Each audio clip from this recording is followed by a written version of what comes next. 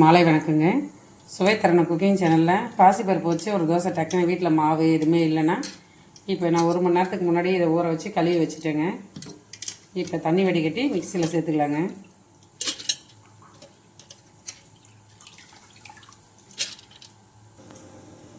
இது கூட ஒரு 3 வரமிளகாய் சேர்த்துக்கலாங்க.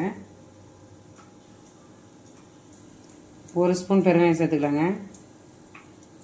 1 ஸ்பூனு ஜீரகங்க. இப்போ தேவையான அளவு உப்பு, கல் உப்பு சேர்த்துங்க. இப்போ இதை நைஸாக அரைச்சின்னு வந்துடலாம் வாங்க. பாசிப்பருப்பு அரைச்சாச்சுங்க. இப்போ இதை ஒரு பாத்திரத்தில் மாற்றிக்கலாம்.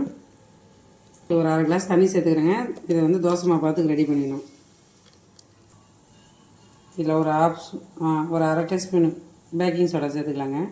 இதை இப்போ ஒரு 10 நிமிஷம் ஊற வச்சிடலாங்க. இப்போ இது கூட ஒரு கைப்பிடியெல்லாம் கொத்தமல்லி சேர்த்துக்கலாங்க. சேர்த்து இப்போ நல்லா கலந்து ஒரு 10 நிமிஷம் ஒரு 15 நிமிஷம் ஊற விட்டுடலாங்க. வச்சுங்க. இப்போ தோசை ஊற்றிக்கலாங்க. டக்குன்னு 1 மணி நேரம் ஊறினா போதுங்க. சூப்பரான மொறு தோசை. இதுக்கு சைடிஷே எதுவும் வேணாம், சூப்பராக இருக்கும். பைத்தம்பருப்பு தோசை ரெடி ஆகிடுச்சுங்க. இது மாதிரி நல்லா சிவந்த உடனே அப்படியே மடித்து எடுத்துக்கலாங்க. பாருங்க, வேறு லெவலில் இருக்குது பாருங்கள் தோசை.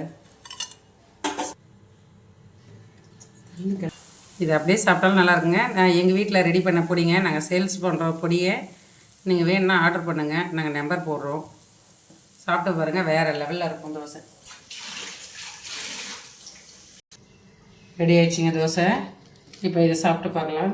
இது பாருங்கள், நல்லா மொறுன்னு செம்ம சாஃப்டாக மொறுன்னு நல்லா இருக்குது. நீங்கள் செஞ்சு சாப்பிட்டு பார்த்துட்டு கமெண்டில் எப்படி இருக்குதுன்னு சொல்லுங்கள்.